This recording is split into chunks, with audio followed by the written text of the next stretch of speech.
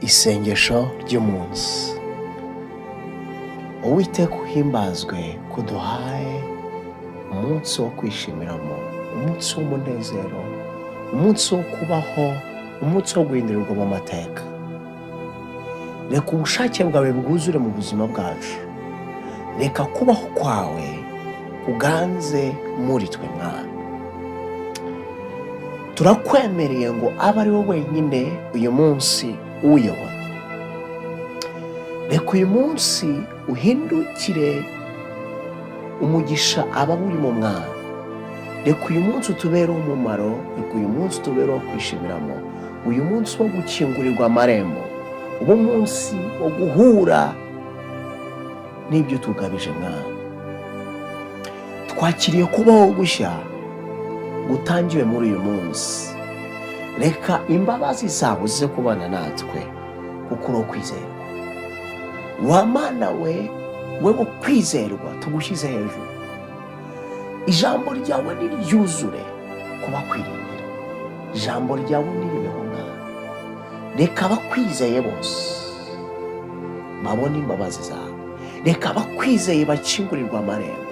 Reka abakwizeye bakira ubuzima. Turagushimiye Uwiteka. Haleluya. Uhimbazwe ku kinguye ijuru. Uhimbazwe ko wohereje marayika kugira ngo aje gutabara abarira. Turagushimiye ko abarira bagiye gushyirwa mu mahoro. Ababoroga bagiye guseka.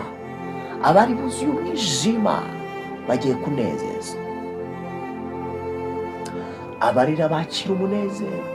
Ababoroga ntibakira ibyishimo. Abadafite epfo na ruguru bahaye inzira.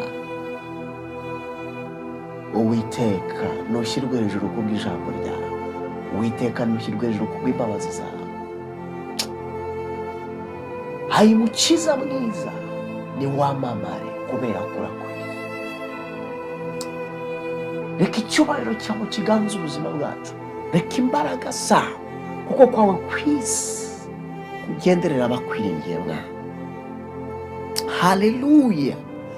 Uwiteka ushimwe kufunguye inzira ng'abagomba kubaho babeho Mwana. Haleluya. Uwiteka uranesheje. Uwiteka utabaye intore zawe zigutakira, uzihaye umunsi yo kubaho. Turavuga imbaraga zawe, turavuga ubushobozi bwawe, turavuga gukomera kwawe.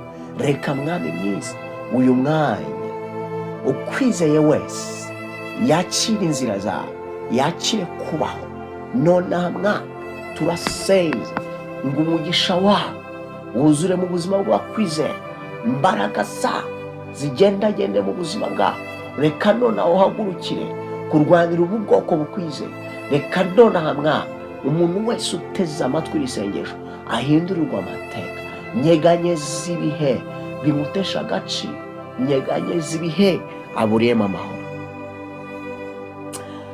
Uwiteka ni wowe duhanze amaso.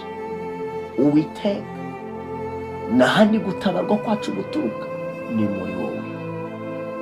Wowe mukiza w'abari mu isi. Reka abari muri wowe bakizwe nawe. Reka Mwana abarira bakira imbabazi. Reka abarira bakire kubaho muri uyu munsi. Reka Kristo ubushobozi bwawe bwuzure. Imana idakoze isoni, Imana yo kwizera, Imana twiboneye, Imana ikora ibitangaza. Reka Mwana imbaraga zawe zuzure.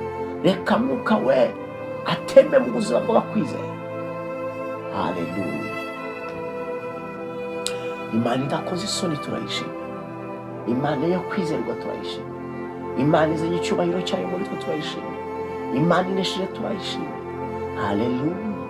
Reka ukwizeye wese ahure n'inzira zawe.